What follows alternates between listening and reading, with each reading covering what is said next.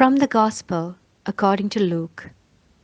Luke chapter 12, verses 32 to 48.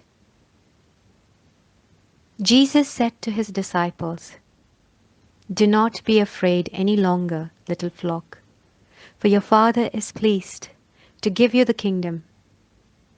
Sell your belongings and give alms. Provide money bags for yourselves that do not wear out, an inexhaustible treasure in heaven that no thief can reach, nor moth destroy. For where your treasure is, there also will your heart be. Gird your loins and light your lamps, and be like servants who await their master's return from a wedding, ready to open immediately when he comes and knocks. Blessed are those servants whom the master finds vigilant on his arrival. Amen, I say to you, he will gird himself, have them recline at table, and proceed to wait on them. And should he come in the second or third watch and find them prepared in this way, blessed are those servants. Be sure of this. If the master of the house had known the hour when the thief was coming, he would not have let his house be broken into. You also must be prepared, for at an hour you do not expect the Son of Man will come." Then Peter said, "Lord, is this parable meant for us or for everyone?" And the Lord replied, "Who then is the faithful and prudent steward whom the master will put in charge of his servants to distribute the food allowance at the proper time?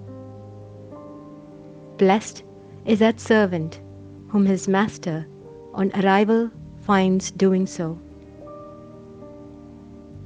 Truly, I say to you, the master will put the servant in charge of all his property. But if that servant says to himself, 'My master is delayed in coming,' and begins to beat the men servants and the maid servants, to eat and drink and get drunk, then the servant's master will come on an unexpected day and at an unknown hour, and will punish the servant severely and assign him a place with the unfaithful. That servant who knew his master's will, but did not make preparations nor act in accord with his will, shall be beaten severely. And the servant who was ignorant of his master's will, but acted in a way deserving of a severe beating, shall be beaten only lightly. Much will be required of the person entrusted with much, and still more will be demanded of the person entrusted with more." Words of the Holy Father. In today's Gospel, Jesus calls his disciples to be continually vigilant. Why? In order to understand God's transition in one's life, because God continually passes through life, and he indicates the manners in which to live this vigilance properly. Let your loins be girded and your lamps burning. This is the way.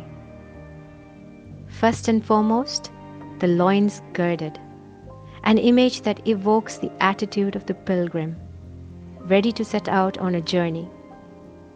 It is a case of not putting down roots in comfortable and reassuring dwellings, but rather to surrender oneself, to be open with simplicity and trust to God's passage in our lives, to the will of God who guides us towards the next destination. The Lord always walks with us, and often he takes us by the hand to guide us so that we do not err on this journey that is so difficult.